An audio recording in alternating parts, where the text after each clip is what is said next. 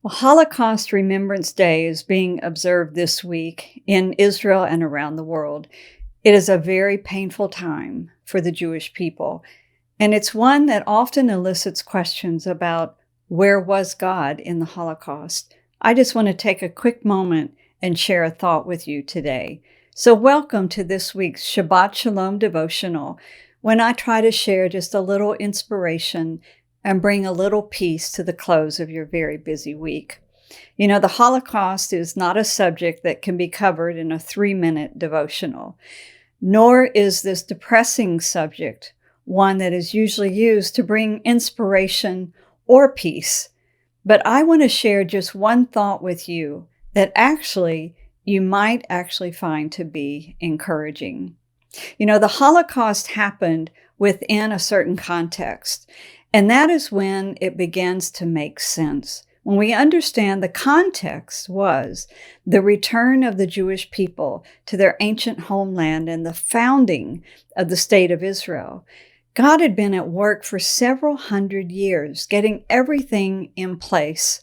One of the pieces was the birth of the Zionist movement under the leadership of Theodor Herzl.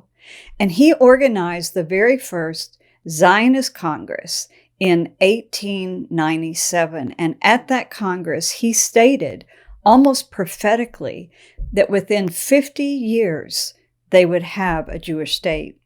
Now, as those 50 years began to tick by, the rise of the Nazi movement in Germany resulted in World War II.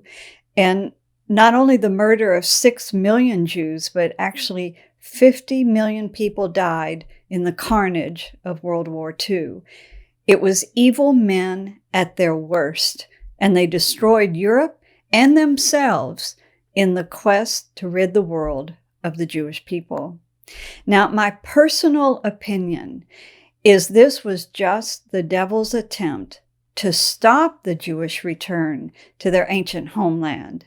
The good news is that the Holocaust could not stop God. Just 3 years after the end of World War II, Israel was born. Now, my heart breaks for the death and the carnage that evil caused, but be certain, God did not cause it. Evil men, empowered by Satan himself, wanted to stop God and what he had promised to do and what he had set in motion to do, but they failed.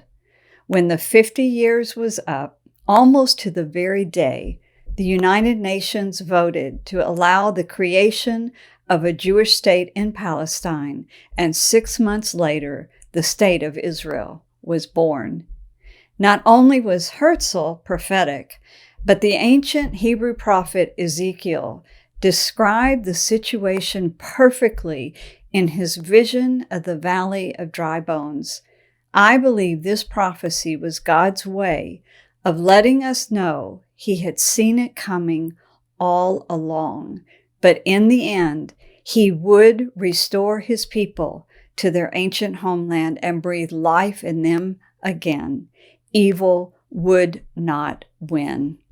This weekend, as you take a little Shabbat rest, take a look at Ezekiel 37, the valley of dry bones, and realize we serve a God that is so great, and he sees the end from the beginning.